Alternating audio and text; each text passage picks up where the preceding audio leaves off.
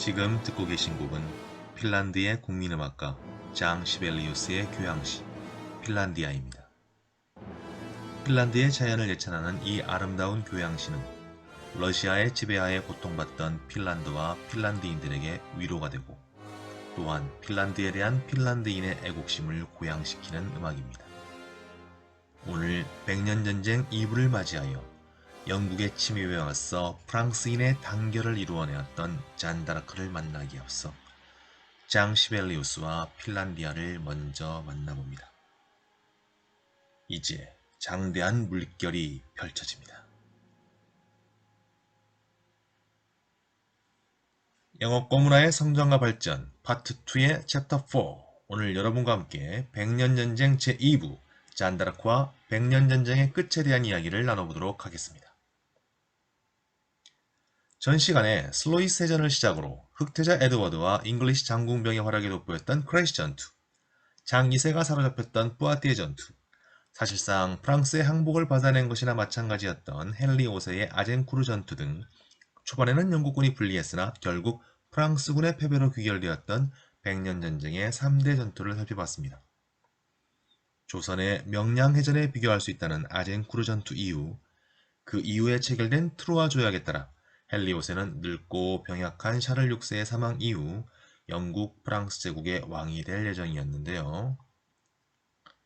헨리 5세가 샤를 6세보다 먼저 사망하게 됩니다. 그리고 2개월 후 샤를 6세도 사망하게 되죠. 트루아 조약에 따르면 헨리 5세와 샤를 6세의 딸 캐서린의 아들 헨리 6세가 영국 프랑스 제국의 왕으로 오르게 되죠. 그리고 헨리 6세는 조약에 따라 왕위에 오르고 당시 어린아이에 불과했던 헨리 6세를 대신해서 헨리 5세의 동생 베드포드 공 존이 섭정을 하고 있었습니다. 헨리 5세의 동생 베드포드 공 존은 헨리 5세 사후의 권력 공백을 잘 메워준 인물로 평가받고 있습니다. 헨리 5세의 부재가 아쉽기는 하지만 베드포드 공이 있어 다행이었던 것이었습니다. 그리고 이 베드포드 공은 프랑스의 부르고뉴파와 손을 잡고 프랑스를 압박하고 있었습니다. 샤를 6세의 아들이었던 도팽 샤르는 여기서 도팽이란 왕위 계승자를 이야기합니다.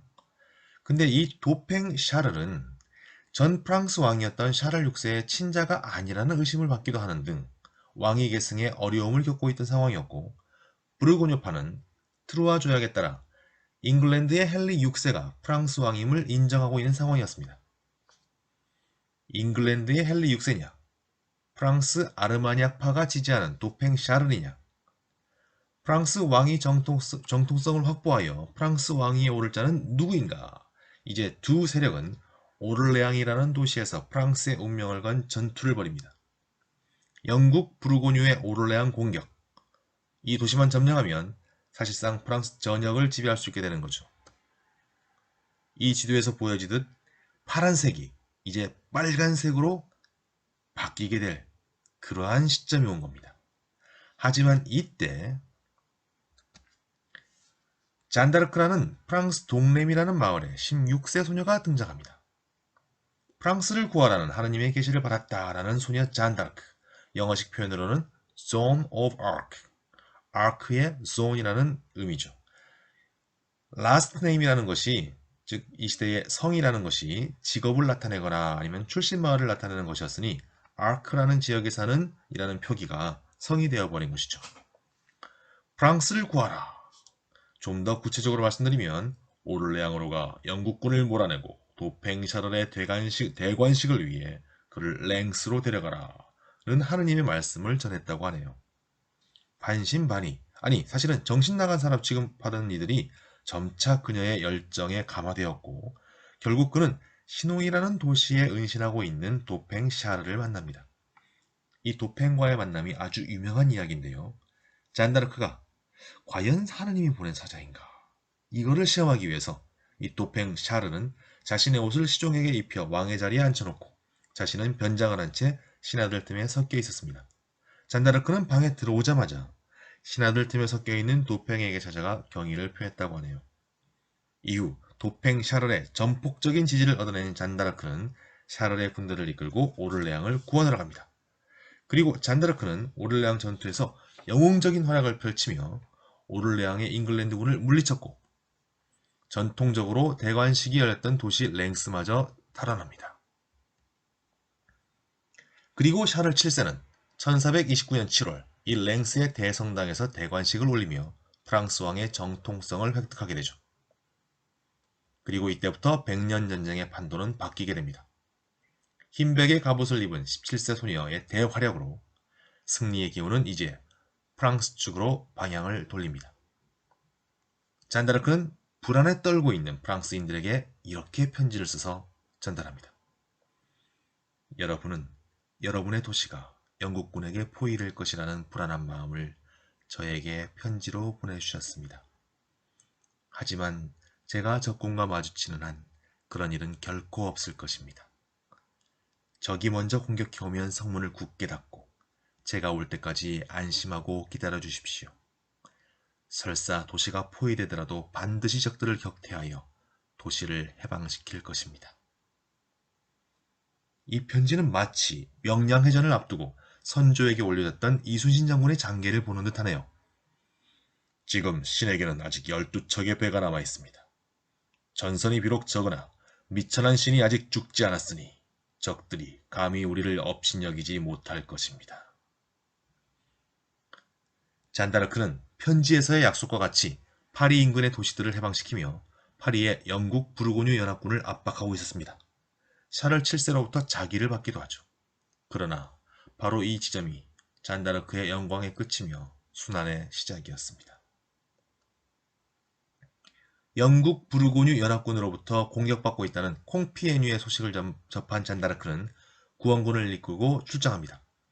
하지만 이 전투에서 잔다르크는 생포되고 말죠. 하지만 이 백년 전쟁의 관행이 무엇인가요? 몸값을 지불하고 다시 지휘관을 되찾아오면 되는 거 아니었나요? 하지만 샤를 7세는 부르고뉴군에 의해 생포된 잔을 구하려는 노력을 하지 않습니다. 몸값 지불을 하지 않는 거죠. 잔다르크의 몸값을 지불한 것은 영국이었습니다. 팔려간 것이죠. 그리고 이제 루앙이라는 도시에서 잔다르크는 종교 재판을 받습니다. 하느님의 말을 사칭한 이단이자 마녀라는 혐의를 씌우고 그 끔찍한 마녀가 옹립한 샤를 7세의 정통성을 훼손시키려는 시도였죠. 헨리 6세를 프랑스 왕으로 세우려다가 실패한 영국의 시선에서는 잔다르크는 그야말로 눈의 가시였겠습니다. 이 종교재판에서 수십 명에 이르는 영국의 신학자들이 잔다르크를 신문하며 이단 또는 마녀로 몰아갈 논리를 만들어내려 정말 여러 가지 시도를 합니다. 이 중에서 유명한 은총의 논리를 소개하겠습니다. 재판관들이 잔에게 이렇게 물어봅니다. 그대는 자신이 지금 은총의 상태에 있다고 생각하는가? 하고 물었고 잔은 이렇게 대답했다고 합니다. 만약 제가 은총의 상태에 있지 않다면 하느님께서 제게 은총을 베풀어 주시기를 바랍니다. 만약 제가 은총의 상태에 있다면 하느님께서 제게 계속해서 은총을 주시기를 바랍니다. 이 질문은 잔에게 놓은 덫이었습니다. 은총의 상태란 모든 죄악으로부터 해방된 상태를 의미하는 것으로 이 질문은 대단히 어려운 신학적 문제를 담고 있었거든요. 교회는 어느 누구도 스스로 자신을 하느님의 은총 안에 있다고 함부로 단언할 수 없다라고 가르치는데 만약 잔이 그렇다고 답변했다면 그녀는 이단으로 유죄 판결을 받았을 것이고 또한 잔이 아니라고 대답했다면 그것은 그녀 스스로 자신이 죄악의 상태에 있음을 인정하는 셈이 되었을 것입니다. 당시 법정 공증인의 증언에 의하면 잔을 신문한 자들은 예상치 못한 그녀의 대답에 어찌할 바를 몰라 무척이나 당황스러웠다고 하네요. 그리고 또 다른 하나는 남장 논란입니다. 당시 여자가 남장을 하는 것은 금기시되었던 사항인데요. 전투 수행을 위해서 남자의 옷, 즉 바지를 입었다는 것이 크게 문제가 되었습니다. 지금으로서는 전혀 이해가 안 되는 그런 부분인데요. 이제 남자의 옷을 입지 않고 여자의 옷만을 입을 것을 맹세하고 지금까지 하느님의 이름으로 전한 모든 말들을 철회한다는 내용의 진술서에 결국 서명을 하게 됩니다. 하지만 결국 잔은 화형을 선고받게 되고 1431년 5월 루앙의 광장에서 십자가를 품에 안고 불길 속에서 그리스도를 부르는 소리를 마지막으로 잿더미가 되고 맙니다. 랭스에서의 성공적인 대관식 직후 고향으로 돌아가겠다던 잔을 붙잡았던 샤를 7세는 잔다르크를 구하고자 하는 아무런 노력도 하지 않습니다. 많은 사람들은 영웅적이고 헌신적인 잔다르크를 기억합니다. 하지만 잔은 임무를 마쳤으니 고향으로 돌아가고 싶다 하고 샤를 7세에게 수차례 청혼을 올렸던 19세의 어린 소녀였고 전투 중 화살을 맞았을 때 고통스러워하며 비명을 질렀던 가녀린 인간이었습니다. 잔다르크에 맞서 싸웠던 영국의 대문호 찰스 디킨스는 그의 영국사 산책에서 잔다르크 이야기를 이렇게 마무리합니다. 한때 길 위에 타올랐던 종교재판의 무시무시한 불길은 차갑게 식은 지 오래지만 잔다르크의 이름을 딴 마을 광장에는 최후의 고통 속에 몸부림치는 그녀의 동상이 서 있다. 나는 세계 곳곳의 대도시에 세워져 있는 수많은 동상 중에 잔다르크에 비해 지조도 없고 진실하지도 않으며 세상 사람들이 관심을 기울일 가치도 없는 한심한 자들을 기리는 동상도 꽤 많은 걸로 알고 있다.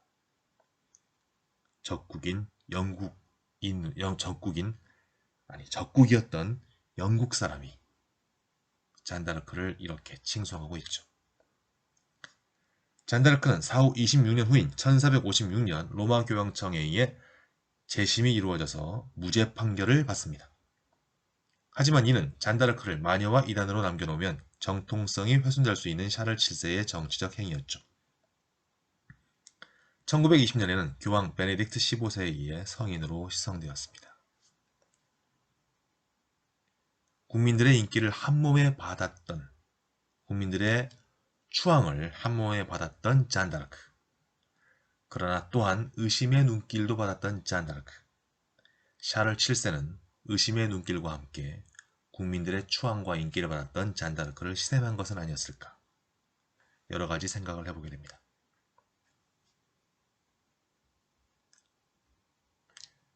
잔다르크의 활약에 힘입어 그리고 그동안 그토록 반복했던 부르고뉴파와 아르마냐파가 화의를 맺고 프랑스 내전이 종식됩니다. 그동안 영국과 연합했었던 부르고뉴파가 프랑스 발로아 왕실의 아르마냐파와 연합을 하게 된 것이죠. 1453년 백년전쟁의 마지막 전투인 가스티용 전투에서는 신형 무기, 대포가 등장하며 이제 칼, 창, 활 등의 냉병기에서 총, 포 등의 열병기 전쟁의 시대를 알렸습니다. 프랑스 군대에 대포가 등장합니다. 영국 장군병의 활도 무용지물이 되어버린 것입니다. 이제 영국은 칼레를 제외한 모든 영토를 상실합니다. 그리고 백년전쟁은 끝을 맺습니다. 백년전쟁, 정확하게는 116년간의 전쟁의 원인 한번 리뷰해볼까요? 스코틀랜드를 둘러싼 프랑스와 잉글랜드의 갈등이 있었고요. 무엇보다 경제와 관련된 영토 문제였던 가스코니와 플랑드르 지배권 문제가 있었죠. 이런 갈등과 대립 상황 속에서 가스코뉴 영지몰수 선언에 플랑드르로의 양모 수출을 금지시키며 프랑스 왕위 개성 문제를 제기한 에드워드 3세의 프랑스완 선언 기억나나요? 비록 백년 전쟁에는 패했지만 트루아 조약의 유효성을 주장하며 영국은 이후 1802년 조지 3세의 시기에 이르기까지 프랑스 왕의 명칭을 씁니다. 참 질기죠. 1454년부터 그리고 메리 여왕 시기에 칼레를 뺏기면서 프랑스 땅에 대한 실효적 지배가 전무한 상황에서도 프랑스의 왕임을 주장했다고 하니 정말 놀라운 일입니다. 지금까지 백년전쟁의 원인, 3대 전투, 잔다르크와 가스티용 전투 등을 살펴봤습니다. 그렇다면 이제 이 백년전쟁이 어떤 의미를 갖는 것인가 한번 정리해 볼 때가 된 것 같네요. 이 전쟁은 과연 어떤 의미를 가졌을까? 일단 이 전쟁은 경제적 이익과 관련한 영토 분쟁이었습니다. 사실 모든 전쟁들이 경제적 이익과 연관 안 된 것은 없을 거예요. 그러나 이 전쟁은 또한 결과적으로 영국의 프랑스 약탈 전쟁의 성격이 강했습니다. 전투가 벌어진 곳은 프랑스 땅이었고 전쟁으로 고통받았던 이들은 주로 프랑스 땅에 사는 이들이었죠. 자신의 말을 하는 이들이 당시 영국의 귀족들은 프랑스어를 썼잖아요. 프랑스어를 쓰는 외지 사람들이 자신의 도시를 휩쓸고 다니며 약탈을 하고 때로는 소중한 이들의 생명을 빼앗아갑니다. 국가 개념이 희박한 때였으니만큼 다른 지역의 다른 세력과의 침탈이라고 생각했겠지요. 그 침탈이 무려 116년이라는 시간을 통해 이루어졌으며 계속 반복적으로 같은 세력이 자신들의 생명과 재산을 위협하니 그 세력에 대한 적대적 감정이 쌓여갈 것은 너무나 당연한 일입니다. 그리고 이 전쟁에서 이루어진 약탈행위 중 눈여겨봐야 할 것은 귀족 포로입니다. 높은 지위에 있는 귀족을 생포하는 것은 곧 막대한 부를 확보하는 것이나 마찬가지였습니다. 많은 영국인들이 이 백년 전쟁에 직업 군인으로 참여하면서 귀족 포로 생포 등의 약탈 행위를 통한 부의 축적을 꿈꾸게 된 거죠. 이 당시 영국인들에게 프랑스는 엘도라도였습니다. 생명을 건 아주 리스크가 큰 모험의 땅이었죠. 그리고 또 백년 전쟁 시기는 전쟁 외에도 참으로 어려운 시기였습니다. 백년 전쟁 초기에 흑사병이 퍼지면서 가뜩이나 전쟁 수행으로 사람들이 죽어나가는 때에 전염병이 발생하여 400만이었던 영국의 인구가 250만으로까지 감소하게 됩니다. 한번 상상해보죠. 흑사병에, 계속되는 전쟁에, 그리고 그 전쟁에 군인으로 참여하지 않거나 전장의 피해를 보지 않은 이들에게도 세금이라는 멍해가 지워지게 됩니다. 결국 농민 반란이 일어나서 영국에서는 와트 타일러의 난, 프랑스에서는 자크리의 난이 발생합니다. 오른쪽 하단의 그림은 와트 타일러가 왕의 군인들에게 살해당하는 장면입니다. 이 에피소드 참 어이없고 분노하게 되는 이야기로 가득하죠. 관심 있는 친구들은 한번 살펴보세요. 이 그림 안에 있는 에드워드 3세의 손자이자 흑태자 에드워드의 아들이었던 당시 잉글랜드 왕 리처드 2세는 결코 현명한 군주가 아니었습니다. 자, 그럼 이제 사회적인 변화를 좀 더 구체적으로 살펴볼까요? 이 전쟁은 처음에는 영국과 프랑스 가스코뉴 땅의 세력을 갖고 있던 플랜테제넷 왕조와 프랑스 파리 땅에 근거지를 둔 발루아 왕조 간의 전쟁이었습니다. 왕실 간의 전쟁이었죠. 하지만 100여 년의 세월 동안 서로 죽이고 빼앗고 하는 이 전쟁 행위를 통해서 영국인으로서 프랑스인으로서의 정체성이 자라나게 되죠. 국가주의, 민족주의 흐름에 정점을 찍은 것은 바로 잔다르크의 출현입니다. 잔다르크를 통해 프랑스인으로서 하나 되는 모습을 만들어내었고 결국 부르고뉴 세력도 독립국가로서가 아니라 프랑스인으로서의 정체성을 확인하며 샤를 7세와 화해를 맺고 하나의 나라로 뭉치게 되죠. 전쟁 초기에는 어차피 언어는 똑같으니 프랑스 언어 쓰는 건 똑같으니까 영국의 플랜테젠의 편에 붙는 게 좋을까? 아니면 파리의 발루아에 붙는 게 좋을까? 이런 고민을 하다가 점차 국가의식이 자라나면서 프랑스 땅의 근거지를 갖고 있는 세력들은 프랑스인으로서 뭉쳐지게 되었을 거예요. 하지만 오랫동안 플랜테제넷 왕조의 땅이었던 가스코뉴 등의 땅에서는 그 움직임이 좀 더뎠다고 합니다. 반발도 있었고요. 그리고 또 주목해야 될 점은 귀족 계급, 특히 기사 계급의 쇠퇴입니다. 호족 세력의 연합과도 같았던 프랑스군이 점차 왕을 중심으로 하는 상비군 체제를 갖춰갑니다. 작은 세력들의 연합으로는 영국군의 연전연패를 당했으니 당연한 귀결이겠죠. 그리고 전투를 거듭하면서 기사들이 계속 줄어드는 것 또한 기사 및 귀족 계급의 약화와 이에 반해서 왕권의 강화라는 흐름으로 이어집니다. 중앙 집권화가 이루어지는 거죠. 이러한 흐름은 당연하게도 전쟁으로 인해 부를 축적한 사람들 또는 쇠퇴해가는 귀족 계급을 대체할 능력을 갖춘 사람들의 부상으로 이어집니다. 프랑스에서는 부르주아, 그들이고 성한 사람들이라는 의미를 갖고 있는 부르주아가 그들이고 영국에서는 귀족 계급의 가신 그룹이었던 젠트리들이 그들이죠. 마지막으로 전쟁에서 패배한 영국의 상황을 하나만 더 보겠습니다. 다음 시간에 다룰 장미전쟁 관련인데요. 이름만 예쁜 전쟁, 장미전쟁. 전쟁에서 패배한 영국은 프랑스의 광활한 영지를 영구히 상실합니다. 그 땅에서 부를 누렸던 귀족들의 불만이 클 수밖에 없겠죠. 그리고 마침 그 당시의 왕이었던 헨리 6세는 귀족들을 이기지 못하는 그런 상황이었습니다. 왕을 가만 놔두지 않겠죠. 영국에서는 116년의 백년전쟁 이후 아까도 말씀드렸지만 이름만 예쁜 장미전쟁이 30년간 이어집니다. 붉은 장미를 문장으로 하는 가문과 하얀 장미를 문장으로 하는 가문 간의 전쟁인데요. 정말 징글징글하죠. 오른쪽 그림 보시면 이제 백년전쟁의 마지막을 암시하는 백년전쟁, 전쟁의 끝이며 수많은 무고한 생명들이 희생됐던 그 시간과 공간이며 그리고 중세가 마무리되는 시간이다. 근대가 시작되는 시점이다. 뭐 이런 것들을 암시하는 그런 그림이 아닌가 생각해 봅니다. 사회적 측면에서 젠트리와 요먼에 대해서 좀 더 살펴보고 그 전에 영국 사회의 계급사회, 영국의 계급사회를 좀 들여다보겠습니다. 영국 사회는 귀족 계급과 평민 계급으로 나뉩니다.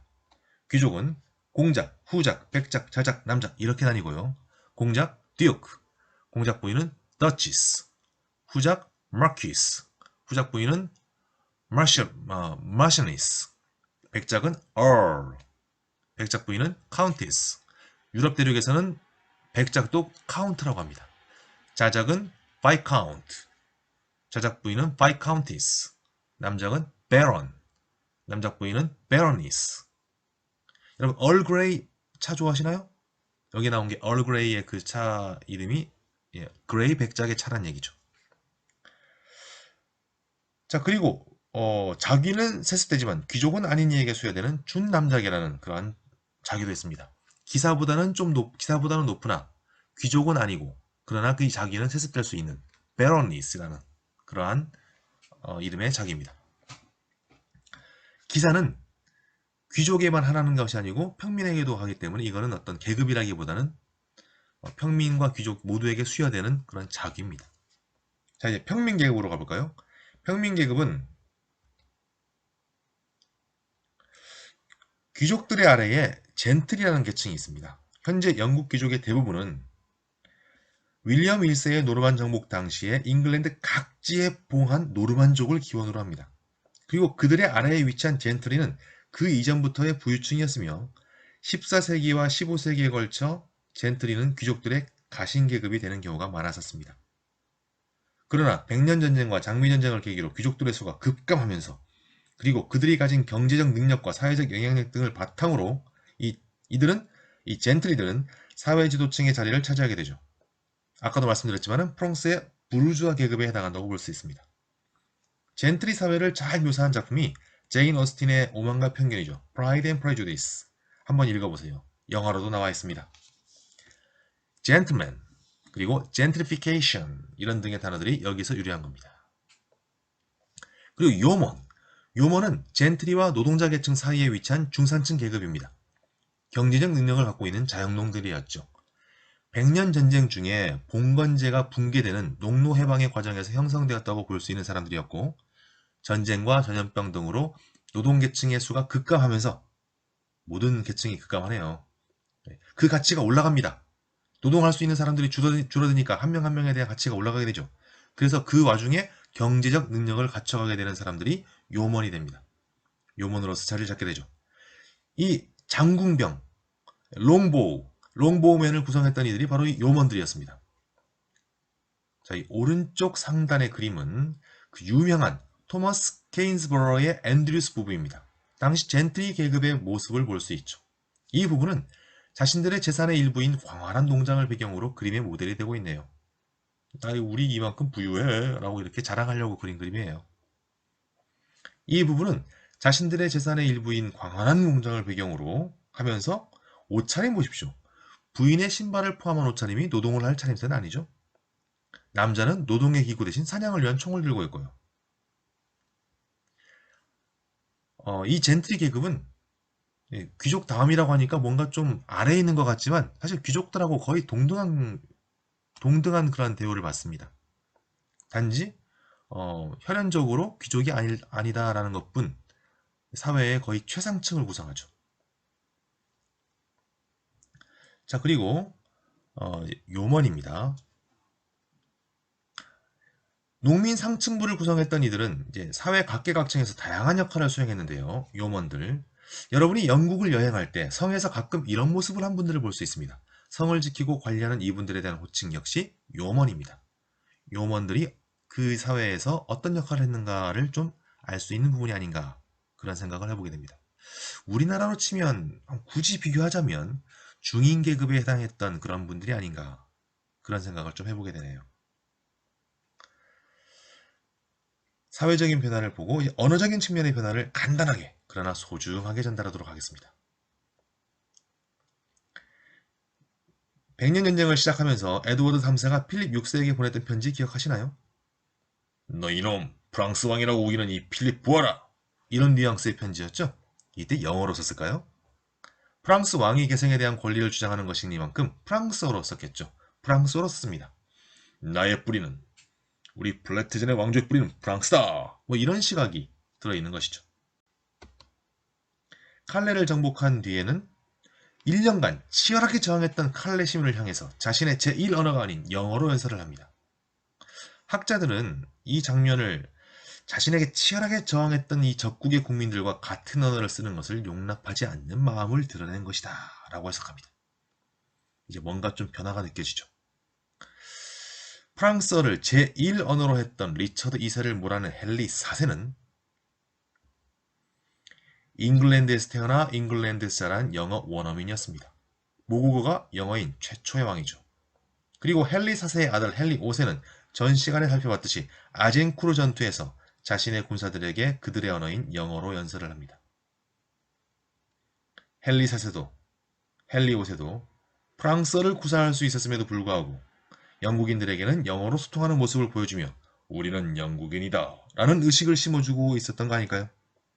이렇게 백년 전쟁을 통해 프랑스어를 구사하는 노르만 지배 계급과 영어를 구사하는 앵글로색슨 피지 계급이 이제 영어라는 하나의 언어로 하나가 되어가고 있습니다. 그리고 존 왕의 프랑스 내 영토 상실 이후 에드워드 1세가 그랬듯이 플랜테제넷 왕조의 중심은 다시 브리튼 섬으로 이동하게 됩니다. 그리고 백년 전쟁 이후 그 중심은 동쪽인 유럽 대륙으로는 다시 돌아보지 않게 됩니다.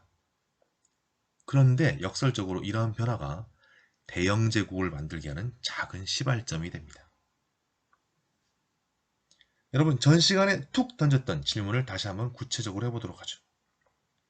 에드워드 3세가 프랑스 샤를 4세 다음에 프랑스 왕이 되어 잉글랜드 프랑스 왕조를 이끌었다면 헨리 5세가 샤를 6세와 맺은 트루아 조약에 따라 헨리 5세가 좀 더 오래 살아서 프랑스 왕이 되었다면 그리고 헨리 6세 때 부르고뉴파가 영국을 배신하지 않고 연합을 계속 유지했더라면 즉 백년 전쟁에서 영국이 승리했더라면 어떻게 됐을까? What if? 그 당시 프랑스와 영국은 인구수에 있어서 매우 큰 차이가 있었습니다. 백년 전쟁 발발 당시 400만 대 3천만 정도 되었다고 하네요. 프랑스가 압도적으로 많죠. 그렇다면 이는 그 옛날 노르만인들이 잉글랜드를 정복할 당시와 비슷한 상황이 되는 것입니다. 게다가 영국 프랑스 왕조의 왕이 될 사람들은 프랑스어를 원어민처럼 구사하고 있으니 아니 프랑스어가 자신의 제1언어였으니 이러했던 영국이 승리했다면 지금은 우리 세계인들과 소통하기 위해서 프랑스어로 대화하고 있을지도 모릅니다. 아니 대영제국이라는 것이 없을 수도 있었겠죠. 유럽 대륙의 작은 패권을 차지한 거에 만족해서 해외 진출에 다소 소극적이었을 수도 있습니다. 그랬다면 스페인이나 또는 네덜란드가 바다를 계속 지배하면서 세계 질서를 좌지우지했을 수도 있겠네요. 지금 트럼프 대통령이 아니라 곤잘레스 대통령이 나와갖고 이제 그 남북 아메리카가 다 스페인어 문화권이 될 수도 있었겠습니다. 아니면 뭐 북아메리카는 네덜란드가 뭐 이런 여러 가지 상상을 하게 되죠. 역사의 아주 작은 순간의 변화지만 그 순간의 변화가 지금의 우리에게 미치는 영향은 막대합니다. 그리고 잔다르크, 그 어린 소녀의 용기와 헌신이 우리가 살아가고 있는 세상의 모습을 만들어냈다고 보는 것은 너무 확대 해석일까요? 여러분 오늘도 역시 긴 시간 수고 많았습니다. 백년 전쟁의 시간을 뒤로하고 다음 시간부터는 이제 대영 제국의 태동, 즉 튜더 왕조와 스튜어트 왕조의 발자취를 살펴보면서 영국인들과 영국인들의 문화에 관해서 조금 더 심화해서 보도록 하겠습니다. 이제 파트를 바꿔서 다음 시간부터는 파트 3입니다. 여러분 그럼 see you next time.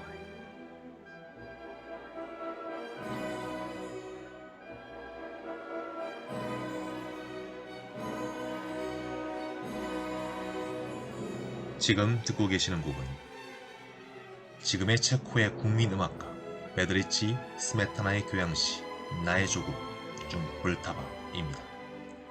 불타바는 강 이름인데 독일어 발음 몰다우로 더 잘 알려져 있는 강이지요.